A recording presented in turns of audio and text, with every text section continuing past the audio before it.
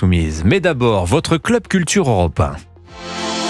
7h, 9h, Europe 1 matin. Et oui, nouveaux horaires pour Nicolas Caro qui peut dormir 1 heure de plus désormais. Ça va, Nicolas? Ça va, sauf que je savais pas, je suis venu 1 heure en avance. Il a gardé les vos mails. Vaut mieux ça que l'inverse. Héloïse Gouet est avec nous aussi. Bonjour Héloïse. Bonjour Dimitri, bonjour à tous. Pour la série de la semaine donc. Et oui, je vous parle de la série très attendue après les films. Voilà venue la série Alien Earth. C'est excellent. Le livre du jour, on va commencer d'abord avec vous Nicolas Caro. La rentrée littéraire, ça vient de commencer. Vous avez choisi pour démarrer la saison un écrivain suisse. Joseph Incardona, j'adore ce romancier. Il se lance dans la cohue littéraire de septembre avec un roman complètement décalé entre Monte Cristo et la petite sirène. C'est édité.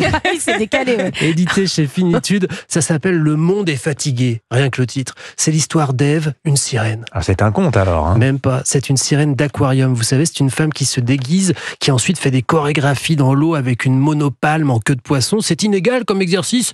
Ça peut même être très cheap. Mais avec Ève, c'est génial. Ève est la plus demandée des sirènes du monde. Elle voyage partout. Japon, Californie, Dubaï. Vous savez, il y a un aquarium gigantesque là-bas. Et puis alors, elle a ses exigences. Elle est très chère et c'est elle qui dicte ses conditions. Et c'est à prendre ou à laisser. Et là, au début du roman, elle est à Genève, chez des particuliers, des gens très riches pour l'anniversaire d'une gamine. La mère Galia Smirnov lui demande avec un accent de l'Est très prononcé si elle peut assister à sa préparation.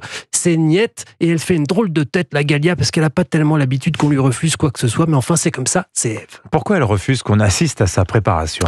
C'est que la sirène a un secret. Voyez-vous, elle a été victime il y a des années d'un terrible accident. Je vous raconte pas, vous saurez. Mais en tout cas, cet accident l'a laissée fracassée et avec les 2 jambes sectionnées. Oui. Voilà. Et nous, on suit à la fois les déplacements professionnels d'Ève, mais surtout le déploiement de sa vengeance. C'est écrit comme un roman noir, très très noir, même avec des touches d'humour à la Incardona, c'est-à-dire légèrement pince sans rire. C'est vif, c'est prenant. C'est génial. Ça commence bien cette rentrée littéraire donc. Hein. Le monde est fatigué, Joseph Incardona, donc c'est chez Finitude, vous pouvez le montrer sur l'antenne d'Europe1.fr. Voilà, belle couverture. Ah oui, sur des belles couvertures chez Finitude, je trouve. Exactement. Héloïse Gouet, à présent, cette rentrée, la série de la semaine, vous nous recommandez alors une série inspirée d'une célèbre saga de cinéma.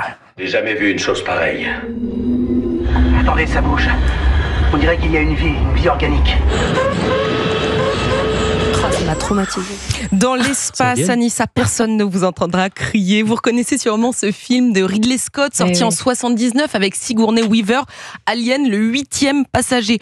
À l'époque, ce film de science-fiction attire tout de même près de 3 millions de Français au cinéma, alors que c'est plutôt un film de genre. Depuis, d'autres grands réalisateurs se sont frottés à ces extraterrestres terrifiants comme James Cameron ou David Fincher. Et cette fois, donc, on l'attendait, cette saga culte est dépoussiérée en série Alien Earth par Noah Hawley, qui est déjà à l'origine de l'excellente série Fargo. Alors, qu'est-ce qu'on va retrouver dans cette série Alien Earth? Direction le futur en 2120. Cette fois, l'intrigue ne se déroule pas dans l'espace, mais bien sur Terre. Donc, un jeune milliardaire constitue une armée de synthétiques, c'est-à-dire d'hommes et de femmes aux corps incassables. Mais dès le premier épisode, un vaisseau spatial rempli de drôles de bestioles se crache sur notre planète. Ce vaisseau a prélevé 5 formes de vie différentes, issues des profondeurs les plus sombres de l'univers. Oh là. Des monstres. Si on ne les enferme pas, ce sera trop tard.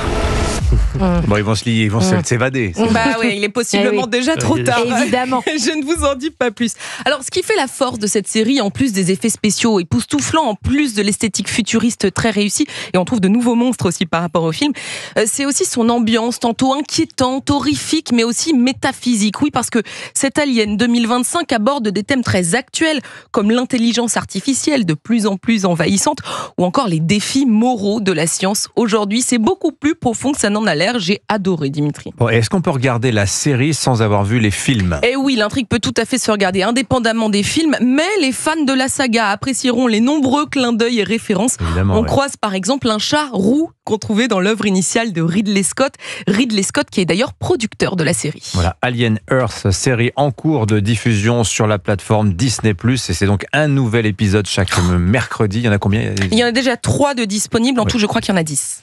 Merci beaucoup Héloïse Gouet, donc la série de la semaine sur Europe 1, 8h39.